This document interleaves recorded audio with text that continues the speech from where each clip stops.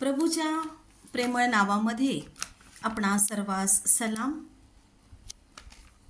इंद्रिय दमन म्हणजेच आत्मनियंत्रण किंवा संयम. पवित्र आत्म्याची फळे या संदेश मालिकेतील हा शेवटचा संदेश. आत्तापर्यंत आपण जी आत्म्याची फळे अभ्यासली त्याद्वारे आपण ख्रिस्त येशूमध्ये अधिक वाढत आहोत. पवित्र आत्म्याची फळे जर आपण आपल्या जीवनात ग्रहण केली तर निश्चितच येशू ख्रिस्ताची जी चित्तवृत्ती त्यासारखे आपण बनू. आत्मसंयम किंवा आत्मनियंत्रण म्हणजेच इंद्रिय दमन होय. Self control. तुमच्या भावना, तुमच्या इच्छा आकांक्षा, तुमचा आवेग यावर तुम्ही नियंत्रण ठेवण्यापेक्षा देवाच्या आत्म्याला तुमचे जीवन नियंत्रित करू देणे म्हणजेच आत्मनियंत्रण होय. आपल्या जीवनावर संपूर्ण नियंत्रण हे देवाचे पाहिजे. बायबलमध्ये इंद्रिय दमन म्हणजेच आपल्या इच्छांना, आवेगांना किंवा शरीराच्या ज्या काही स्वाभाविक प्रवृत्ती आहेत त्या प्रवृत्तींना नियंत्रणात ठेवणं. कारण आत्मिक वाढीसाठी इंद्रिय दमन हे आवश्यक आहे. ज्यावेळेस आमची आत्मिक वाढ होते आणि त्या वाढीसाठी आम्हाला इंद्रिय दमन हे फळ आवश्यक असं आहे. इंद्रिय दमन म्हणजे पापांच्या प्रलोभनावर प्रतिकार करणे आणि स्वतःवर संयम ठेवणे. ज्या वेळेस आम्हाला जी वेगवेगळी प्रलोभने असतात आणि ती प्रलोभने विशेष करून पापाची असतात, त्या प्रलोभनांना आम्हाला प्रतिकार करणे आवश्यक आहे आणि त्यांना आम्ही प्रतिकार करून आम्ही स्वतःवर संयम ठेवला पाहिजे. शरीराच्या वासना आणि इच्छा त्यामुळे पापाचा मार्ग मोकळा होतो. पण खरा विश्वासणारा जो आहे तो या सर्व कृतींना, इच्छांना किंवा वासनांना संयमित ठेवतो. गलतीकरास पत्र याचा 5वा अध्याय आणि 22-23 या वचनानुसार इंद्रिय दमन हे पवित्र आत्म्याच्या फळापैकी एक फळ आहे. इंद्रिय दमन हे फळ जरी असले तरी तो एक गुण आहे. माणसाच्या जीवनातला किंवा त्याच्या स्वभावातला इंद्रिय दमन हा एक गुण आहे. परमेश्वराच्या इच्छेने जीवन जगण्यासाठी आणि पापापासून दूर राहण्यासाठी हा गुण अतिशय मोलाचा असा आहे. आणि पवित्र शास्त्रामध्ये अशी अनेक उदाहरणे आपल्याला पाहायला मिळतात की जी आपल्याला प्रेरणादायक अशी आहेत. आणि त्यातली काही उदाहरणं आज आपण पाहणार आहोत की त्यांच्या जीवनामध्ये इंद्रिय दमन जे होतं त्यामुळे ते परमेश्वराच्या इच्छेने जगले आणि पापापासून दूर राहिलेले आहेत. कोणत्याही पापाच्या प्रलोभनाला ते बळी पडले नाहीत. अशी काही उदाहरणं आपण पवित्र शास्त्रातून पाहणार आहोत. आपण पाहतो की योसेफाला जेव्हा पोटिफरच्या पत्नीपासून पापाचे आमंत्रण मिळाले, ज्यावेळेस तिचा घरधणी हा बाहेर गेलेला होता आणि त्यावेळेस या पोटिफराच्या पत्नीने योसेफाला घरामध्ये बोलवलं ज्यावेळेस ती एकटी होते तेव्हा. परंतु ह्या पापाच्या आमंत्रणाला मात्र योसेफाने नकार दिलेला आहे आणि त्याने या पापाच्या प्रलोभनाला बळी न पडता त्याने नकार दिला आणि परमेश्वराची आज्ञा पाळलेली आहे.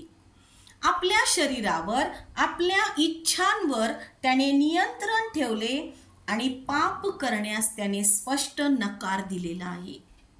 जर आपण उत्पत्ती याचा 39वा अध्याय आणि त्यातलं जर 9वं वचन मी आपणासाठी वाचत आहे, त्या वचनात लिहिलेलं आहे, ह्या घरात माझ्यापेक्षा ते मोठे नाहीत आणि तुम्ही त्याची पत्नी आहात, म्हणून तुमच्या खेरीज त्यांनी माझ्यापासून काही दूर ठेवलेले नाही. असे असता एवढी मोठी वाईट गोष्ट करून मी देवाच्या विरुद्ध पाप कसे करू? स्वतः योसेफाने ही कबुली मुखाने दिलेली आहे की ज्या वेळेस तुमचा घरधणी त्याचे तुम्ही पत्नी आहात आणि योसेफ त्यावेळेस एक गुलाम म्हणून त्या ठिकाणी काम करत होता आणि पोटिफर घरात नसताना त्याच्या पत्नीने योसेफाला घरात बोलवलेलं होतं आणि तिने जे काही पापाचं आमंत्रण योसेफाला दिलं ते त्याने त्या ठिकाणी नाकारलं आणि तो स्पष्ट म्हणत आहे की एवढी मोठी वाईट गोष्ट करून मी देवाच्या विरुद्ध पाप कसे करू? तो इथे केवळ परमेश्वराला घाबरत आहे, परमेश्वराचं तो भय धरत आहे आणि म्हणून तो स्वतःच्या मुखाने कबूल करत आहे. तो म्हणतो की मी देवाच्या विरुद्ध पाप कसं करू? आणि म्हणून त्याने ह्या पापासाठी त्याने आपल्या स्वतःच्या मनावर, स्वतःच्या शरीरावर ताबा ठेवलेला आहे. त्याने इंद्रिय दमन केलं आणि त्या ठिकाणी त्याने स्पष्ट नकार दिलेला आहे आणि परमेश्वराच्या इच्छेनुसार तो चाललेला आहे. ज्या वेळेस आमच्या शरीरावर परमेश्वराचा ताबा असतो, आम्ही आमचं जीवन परमेश्वराला समर्पित केलेलं असतं, आमच्या इच्छांवर त्यावेळेस परमेश्वराचं नियंत्रण असतं प्रियांनो. आणि म्हणून हेच इंद्रिय दमन असणं आमच्यामध्ये अतिशय गरजेचं आहे.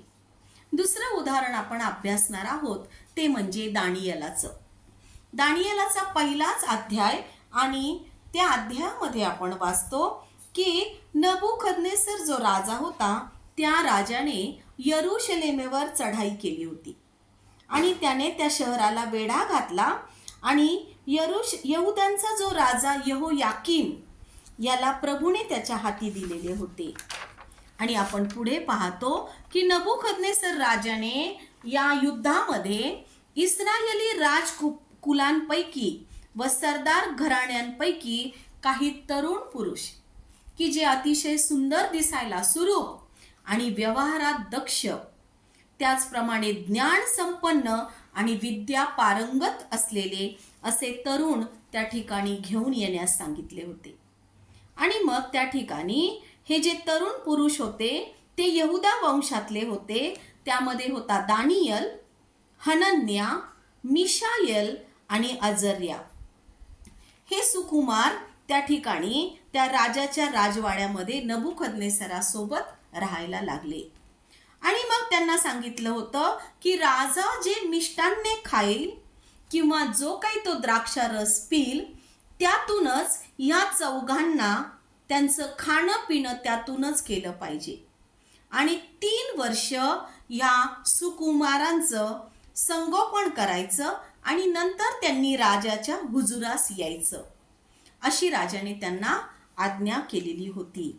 आणि हे जे तरुण पुरुष होते हे त्या ठिकाणी असताना त्यांनी दानियल याचा पहिला अध्याय आणि 8व्या वचनामध्ये काय लिहिलेलं आहे आपण वाचूयात. राजा खात असे ते मिष्टान्न व पीत असे तो द्राक्षारस यांचा आपणास विटाळ होऊ द्यायचा नाही असा दानियेलाने मनात निश्चय केला. म्हणून त्याने खोजाच्या सरदाराला विनंती केली की मला यांचा विटाळ नसावा. या ठिकाणी दानियेलाने काय केलेलं आहे की जो काही राजा जे मिष्टान्न खात होता, जे पेय तो पीत होता, त्याला सरळ नकार केलेला आहे, नकार दिलेला आहे. आणि तो म्हणतो की ज्या काही गोष्टी राजा खात आहे त्याचा विटाळ मला होऊ द्यायचा नाही. तर दानियेलाने जो मनात निश्चय केला आणि त्याने त्या सरदाराला विनंती केली की मला हे राजाचं मिष्टान्न नको, जो राजा पीत आहे ते द्राक्षारस ते पेय मला नकोत, मला साधी भाजी आणि भाकरी द्या. आणि त्याने शाकान्न मागितलं, शाकाहारी अन्न त्याने मागितलं आणि तो राजाच्या पंक्तीवर कधीच बसला नाही. आपण पाहतो की या ठिकाणी दानियल आणि जे त्याचे हे 3 मित्र होते, हनन्या, मिशायल आणि अजर्या, या या चौघांनी काय केलेलं आहे, तर राजाने जो समृद्ध आणि अपवित्र जो राजाने त्यांना देण्यासाठी राखलेलं होतं त्याचा त्याग केलेला आहे. आणि त्याऐवजी त्यांनी पवित्र आहार स्वीकारला, पवित्र अन्न त्यांनी स्वीकारलं आणि परमेश्वराच्या आज्ञेनुसार आपल्या शरीरावर या चौघांनी संयम ठेवलेला आहे. दानियल त्या मिष्टान्नाला भुरळला नाही. त्याने लगेचच ते राजाचे मिष्टान्न किंवा त्या ठिकाणी असलेली जी काही पेय होती ते पेय तो पिला नाही. तर त्याने स्पष्ट त्या ठिकाणी त्या सरदाराला नकार दिलेला आहे. त्याने विनंती केली त्या सरदाराला आणि सांगितलं की मला याचा विटाळ नसावा. आणि संयम जो आहे हा संयम परमेश्वराबद्दल जी निष्ठा आहे ती निष्ठा या ठिकाणी दानियेलाने दाखवलेली आहे. आणि मग ह्या चौघांनी काय केलेलं आहे, राजाचं मिष्टान्न नाकारलं, परंतु त्यांनी जो शाकाहार केला आणि पुढे 15व्या वचनात लिहिलेलं आहे, 10 दिवसानंतर राजघरचे अन्न खाणाऱ्या सर्व तरुणांपेक्षा त्यांचे चेहरे अधिक सुरूप दिसून ते अंगानेही अधिक धष्टपुष्ट झाले. जे बाकीचे तरुण होते ज्यांना त्या ठिकाणी पकडून आणलेलं होतं ते मात्र राजाचं मिष्टान्न खात होते, राजाची पेय पित होते, परंतु त्यांच्यापेक्षाही या चौघांनी जे हे राजांचे मिष्टान्न नाकारलं, जे भोजन त्यांचं नाकारलं, त्यांनी साधं आणि पवित्र जेवण ते जेवले, परंतु त्या तरुणांपेक्षा या चौघांचे चेहरे अधिक सुरूप दिसू लागले आणि अंगाने ते अधिक धष्टपुष्ट झाले. का बरं असं झालं असेल, तर केवळ त्यांनी परमेश्वराच्या आज्ञेनुसार राजाचं मिष्टान्न त्या ठिकाणी नाकारलं. आणि हा जो संयम आहे हा संयम दानियेलाने त्या ठिकाणी राखलेला आहे. आणि म्हणून आज आम्हाला सुद्धा हा आमच्या जीवनामध्ये हा संयम असणं अतिशय गरजेचं आहे. पुढचं उदाहरण पाहूयात, ते म्हणजे पौलाचं जीवन हे इंद्रिय दमनाचे उत्कृष्ट उदाहरण आहे. तो स्वतःच्या शरीरावर नियंत्रण ठेवून परमेश्वराच्या सेवेत राहिला. संत पौलाने आपल्या शरीराला इतकं काही काबूत ठेवलं होतं आणि तो परमेश्वराची सेवा करत राहिला. आपण पाहतो पहिले करिंथकरास पत्र याचा 9वा अध्याय आणि 27वं वचन आपल्याला सांगतं, तर मी आपले शरीर कुदलतो व त्याला दास करून ठेवतो, असे न केल्यास मी दुसऱ्यांना घोषणा केल्यावर कदाचित मी स्वतः पसंतीस न उतरलेला असा ठरेन. परमेश्वराच्या पसंतीस उतरणारा असा हा पौल स्वतःला देवाचा दास करून ठेवत आहे. आणि तो दास करून ठेवताना तो म्हणतो, मी आपले शरीर कुदलतो. सर्व वासना, सर्व मोह, सर्व प्रलोभन यापासून तो त्याचं शरीर दूर असं ठेवत आहे. आणि म्हणून तो म्हणतो की मी आपले शरीर कुदलतो आणि त्याला मी दास करून ठेवतो. आणि जर मी असं केलं नाही तर मी स्वतः पसंतीस न उतरलेला असा ठरेन. स्वतःच्याच नजरेतून स्वतः तो पसंतीस उतरणारा नसेल, म्हणून तो त्याच्या शरीराला काबूत ठेवत आहे. त्याने सांगितले की आपल्या शरीराला तो प्रभुत्वात ठेवतो, जेणेकरून तो इतरांना योग्य मार्गदर्शन करू शकेल. ज्यावेळेस आम्ही आमच्या वचनातून, आमच्या शिकवणीतून, ज्यावेळेस संदेशातून आम्ही इतरांना सांगतो, शिकवतो, त्यावेळेस आम्ही स्वतः तसे पाहिजेत. आणि म्हणून तो म्हणतो की मी माझ्या शरीराला प्रभूमध्ये असं काही संयमाने राखतो की जेणेकरून मी इतरांना ज्यावेळेस मी मार्गदर्शन करू शकेल. आणि जर मी इतरांना मार्गदर्शन करत असेल आणि मीच स्वतः तसा नाही, तर संत पौल म्हणतो त्याला काहीच अर्थ नाही. आणि म्हणून संत पौलाने स्वतःला शिस्त लावली. सर्वात प्रथम त्याने स्वतःला शिस्त लावली आणि स्वतःच्या शरीराला दास केलं आणि मग तो प्रभूचा दास झालेला आहे. आणि खरोखर ख्रिस्ती जीवनामध्ये आपण पाहतो की स्वतःवर नियंत्रण पाहिजे, शरीरावर नियंत्रण पाहिजे, आपणच स्वतःवर काबू ठेवला पाहिजे. आणि आमचं जे शरीर आहे ते शरीर आम्ही त्या शरीराला दास केलं पाहिजे. म्हणून आम्ही कोणत्याही मोहपाशांना त्या ठिकाणी बळी पडू शकत नाही.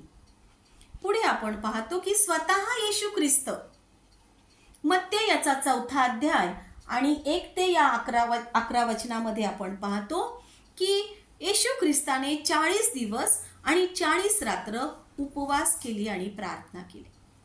आणि ज्यावेळेस त्याने उपवास आणि प्रार्थना करून तो जेव्हा डोंगरावर गेला, तिथे सांगितलेलं आहे की सैतानाने त्याची परीक्षा पाहिली.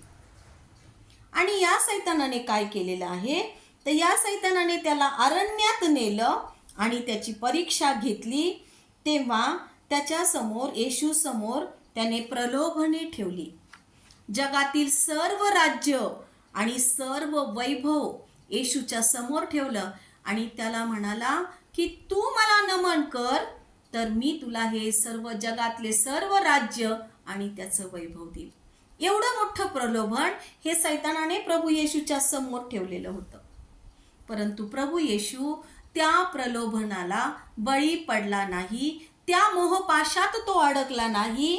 तर येशूने पित्याच्या किंवा परमेश्वराच्या वचनावर विश्वास ठेवला आणि तो काय म्हणत आहे, येशू त्याला म्हणाला, अरे सैताना चालता हो, माझ्या पुढून निघून जा.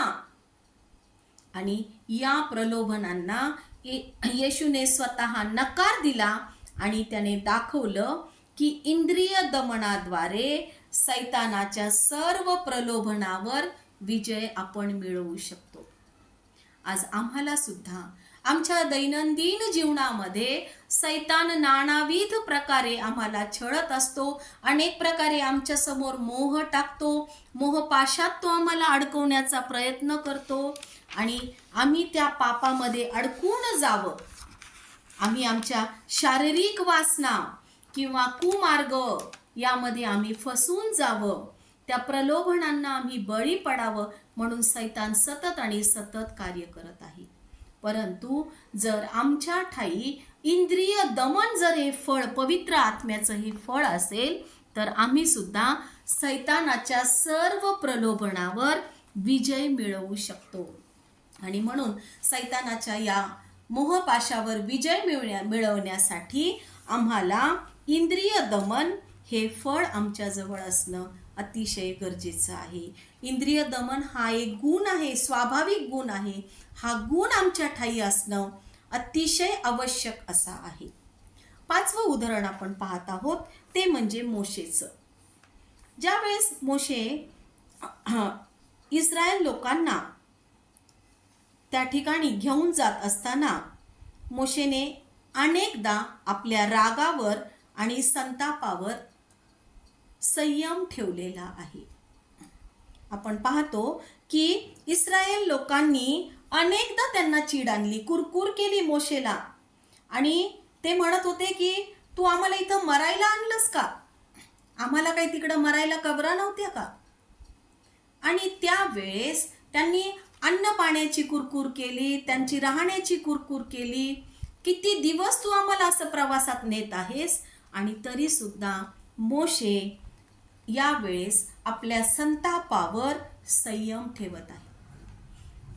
ज्या वेळेस मोशे त्या लोकांचं नेतृत्व करत होता आणि नेतृत्व करत असताना असे लोकांचे बोल त्याच्या कानावर पडत असतील तर निश्चितच आम्हाला सुद्धा चीड आली असती, आम्हाला सुद्धा संताप आला असता. आणि मोशे कदाचित परमेश्वराला म्हटला असता की अरे देवा, मी यांना नेतृत्व करतोय, तू जसं सांगतोय तसं मी यांना इथून बाहेर काढत आहे आणि हे लोक मान्ना मागत आहेत, खाण्यापिण्याची कुरकुर करत आहेत आणि त्या ठिकाणी प्रत्येक वेळेस ते मला काही ना काहीतरी बोलत आहेत. परंतु मोशेने आपल्या रागावर संयम ठेवला आणि अतिशय आपल्याला ते देखील गरजेचं आहे की आम्ही सुद्धा आमच्या रागावर, आमच्या संतापावर संयम ठेवणं गरजेचं आहे. यावेळेस मोशेने परमेश्वराचे नियम पाळले, आदेश पाळला. परमेश्वराने त्याला आदेश दिलेला होता आणि त्याच्याद्वारे इस्रायल लोकांना योग्य मार्ग परमेश्वराने दाखवला होता. आणि मोशेने हे परमेश्वराचं काम पूर्ण केलेलं आहे आणि त्या ठिकाणी त्याने जो संयम राखला तो संयम अतिशय महत्त्वाचा आहे. आमचं इंद्रिय दमन म्हणजे केवळ आम्ही शारीरिक वासनांवर नाही, तर आमच्या भावनिक किंवा मानसिक गोष्टींवर सुद्धा आम्हाला संयम असणं अतिशय गरजेचं आहे. आणि या ठिकाणी या उदाहरणातून आपल्याला असं दिसतं की मोशेने आपल्या मनावर, आपल्या रागावर नियंत्रण केलेलं आहे. आणि आत्मिक आणि नैतिक दृष्ट्या आम्ही या इंद्रिय दमनमुळे चांगलं जीवन जगू शकतो. प्रियांनो, आज आमच्या देखील जीवनामध्ये छोट्या छोट्या गोष्टीवर आम्ही संताप व्यक्त करतो, राग व्यक्त करतो आणि आम्हाला त्या रागावर संयम ठेवता येत नाही. अनेक लोक रागाच्या भरामध्ये संयम न ठेवता काहीतरी विपरीत घडून येतं. कधी कधी पती पत्नींमध्ये इतके काही भांडणं होतात, आपण बातम्या वाचतो किंवा पाहतो आणि मग त्याच्यामध्ये की पतीला पत्नीचा इतका राग येतो तर तो पत्नीला काय करतो, काहीतरी फेकून मारतो आणि त्याच ठिकाणी ती गतप्राण होते. हा जो राग आहे, या रागाला कंट्रोल करणं हे तुमच्या आणि आमच्या हातात नाही.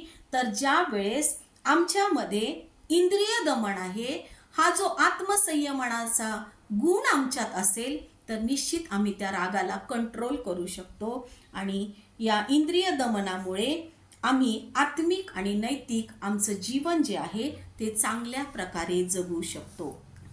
आता आपण पुढे पाहूया की इंद्रिय दमनाचा तारणाशी घनिष्ठ संबंध आहे आणि म्हणून आम्हाला पापापासून दूर राहण्यास इंद्रिय दमन मदत करते आणि आमचं आत्मिक तारण प्राप्त करण्यास आम्हाला मदत होते. इंद्रिय दमनामुळे काय होतं तर पापाच्या गुलामीतून मुक्तता मिळते आणि मृत्यूच्या आणि पापाच्या गुलामीतून मुक्त होणे म्हणजेच आत्मिक तारण होय. जेव्हा एखादा व्यक्ती ख्रिस्ताचा स्वीकार करतो आणि त्याचं नवीन जीवन प्रभूमध्ये तो जगायला सुरुवात करतो, त्याचं नवीन जीवन सुरू होतं, परंतु पापी वासना आणि इच्छा यांच्यावर नियंत्रण ठेवणं आवश्यक असतं. आणि म्हणून इंद्रिय दमन पापाकडे परत जाण्यापासून आपलं संरक्षण करतं. आणि म्हणून तारणाचे आशीर्वाद जर आम्हाला टिकवायचे असेल तर आम्हाला इंद्रिय दमन मदत करते. इंद्रिय दमन पुढे काय करतं तर आम्हाला ख्रिस्तासारखं जीवन जगायला प्रवृत्त करतं. आमचं ज्यावेळेस तारण होतं त्या तारणानंतर ख्रिस्ताच्या गुणांचे अनुकरण करणं अपेक्षित आहे. जसा येशू ख्रिस्त आहे, येशू ख्रिस्ताचे गुण काय आहेत? प्रीती, आनंद, त्याच्यामध्ये जी शांती होती आणि हे सर्व जे गुण आहेत ते गुण आमच्यामध्ये येणं अतिशय गरजेचं आहे. आत्ताच आपण पाहिलं की येशू ख्रिस्तामध्ये सुद्धा इंद्रिय दमन हा गुण होता आणि हा गुण आमच्यामध्ये येणं अतिशय गरजेचं आहे. आणि म्हणून तारणानंतर आम्हाला ख्रिस्तासारखे होण्यासाठी इंद्रिय दमनाची आवश्यकता आहे. पवित्र आत्म्याचं सामर्थ्य. तारणानंतर ख्रिस्ती व्यक्तीला पवित्र आत्मा मिळतो आणि जो इंद्रिय दमनात आम्हाला मदत करतो. पवित्र आत्म्याच्या साहाय्याने ख्रिस्ती विश्वास ठेवणारे आपल्या वासनांवर आणि प्रलोभनावर विजय मिळवू शकतात. त्यात पवित्र आत्मा आपल्याला मार्गदर्शन करतो आणि आपला जो संयम आहे तो संयम, आत्मसंयम अधिक आणि अधिक वाढत जातो. शाश्वत जीवनाची तयारी. इंद्रिय दमनामुळे आम्ही आमच्या आत्म्याला शुद्ध ठेवतो आणि तारण जे आहे ते तारण म्हणजेच आत्मिक पुनर्जन्म आहे जो शाश्वत जीवनासाठी आवश्यक आहे. आणि म्हणून मत्तेयाचा 7वा अध्याय आणि 21व्या वचनामध्ये लिहिलेला आहे, मला प्रभुजी प्रभुजी असे म्हणणाऱ्या प्रत्येकाचा प्रवेश स्वर्गाच्या राज्यात होईलच असे नाही, तर जो माझ्या स्वर्गीय पित्याच्या इच्छेप्रमाणे वागतो त्याचा होईल. आम्हाला आमच्या या जगिक मृत्यूनंतर सार्वकालिक जीवन आहे, स्वर्गाच्या राज्यामध्ये प्रवेश आहे आणि इंद्रिय दमनाने आपलं पवित्र जीवन अधिक पवित्र होईल आणि आपण या स्वर्गाच्या राज्यामध्ये प्रवेश करण्यासाठी आम्ही पात्र होऊ शकू. येशू ख्रिस्ताने जे आम्हाला हे तारण मिळवून दिले, परंतु ख्रिस्तासारखे आम्हाला परिपूर्ण होण्यासाठी इंद्रिय दमन आवश्यक आहे. आणि येशू म्हणतो, जर कोणी माझ्या मागे येऊ पाहतो तर त्याने आत्मत्याग करावा व दररोज स्वतःचा वधस्तंभ उचलून मला अनुसरावे. आणि त्याचा जो हा मार्ग आहे आत्मत्यागाचा, म्हणजेच आम्हाला हा जो त्याचा मार्ग आहे तो अनुसरण्यासाठी आमच्या ठाई इंद्रिय दमन असणं अतिशय आवश्यक आहे. जर इंद्रिय दमन आम्ही योग्य प्रकारे आचरणात आणण्यासाठी आम्ही काही गोष्टी करणं गरजेचं आहे. ते म्हणजे आम्ही दररोज प्रार्थना करणं अतिशय गरजेचं आहे. आणि प्रार्थना ही इंद्रिय दमनाची किल्ली आहे. ज्यावेळेस आम्ही प्रार्थना करतो त्यावेळेस आम्ही अनेक मोहपाशांवर विजय मिळवतो. आणि पवित्र आत्म्याचं ज्यावेळेस आम्हाला मार्गदर्शन या प्रार्थनेतून होतं, त्यामुळे आमचं जे इंद्रिय दमन आहे ते सशक्त आम्हाला बनवतं. ज्यावेळेस आम्ही प्रार्थना करतो, प्रार्थना म्हणजेच ध्यानधारणा, मेडिटेशन, आणि हे केल्याने आमचं मन स्थिर होतं आणि त्याच्यामुळे आमचं आत्मसंयमन आम्हाला करता येतं. इंद्रिय दमनासाठी पवित्र आत्म्याचा आधार असणं अतिशय गरजेचं आहे, कारण आमच्यामध्ये पवित्र आत्मा निवास करतो आणि तोच आम्हाला इंद्रिय दमनात सहाय्य करतो.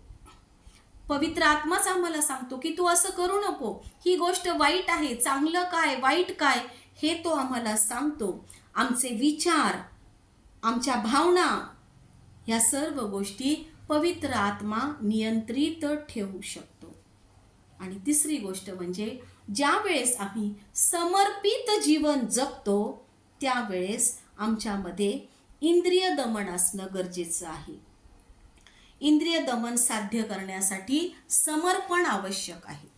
जेव्हा आम्ही प्रभूला समर्पित होतो त्यावेळेस आमच्या जीवनामध्ये आत्मिक प्रगती होते आणि परमेश्वराच्या निकट आम्ही राहतो, त्याच्या जवळ आम्ही राहतो आणि त्याच्या इच्छेनुसार आम्हाला जीवन जगता येतं. प्रियांनो, आज आम्ही सुद्धा विचार करूयात की परमेश्वरा, आम्ही तुझ्या निकट राहून तुझ्या इच्छेनुसार जीवन जगण्यासाठी आज आमच्या ठाई सुद्धा इंद्रिय दमन हे पवित्र आत्म्याचं फळ असणं आवश्यक आहे आणि आम्ही ते फळ आमच्या जीवनामध्ये निश्चितच प्राप्त करू. परमेश्वर करो आजचं वचन आपणा सर्वांसाठी आशीर्वादाचे करो. त्याला मान, सन्मान आणि गौरव युगानुयुग असो. आमेन, आमेन.